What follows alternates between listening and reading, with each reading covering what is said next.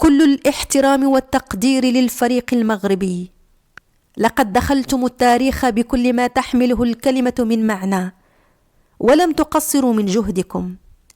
لولا الهدف الأول في الدقائق الأولى هو الذي شحن الفريق الفرنسي الذي أصبح متفائلا، ولكن لا يهمنا مهما فعلوا، لقد أبقى هذا المونديال في أذهاننا إلى الأبد، والتأهل إلى النصف النهائي بادرة قوية وجيدة التي أبهرت العالم بأسره، لم يسبق لها مثيلا في التاريخ الكروي العربي الإفريقي.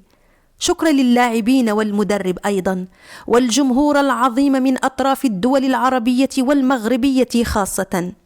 شكرا أسود، شكرا منتخبنا المغربي على كل ما قدمتموه في هذا المونديال العالمي الكبير. يكفيكم فخرا أنكم وحدتم العرب من الخليج إلى المحيط. نشكركم لأنكم حققتم أكثر من طموحاتنا وأحلامنا بوصولكم للنصف النهائي. هنيئا لنا وللعرب وللمغرب شعبا وملكا على هذا الفريق الرائع. أداء مغربي عربي مشرف. ارفعوا رؤوسكم بالعالي يا مغربنا يا غالي.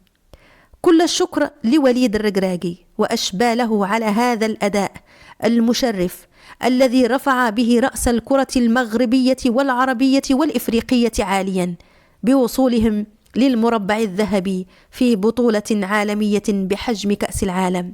حق لنا أن نفتخر بكم، وإن كانت دموع الافتخار بإنجازكم تمتزج بدموع الأسى والحسرة على ضياع فرص لعب المباراة النهائية ورفع العلم المغربي والعلم العربي.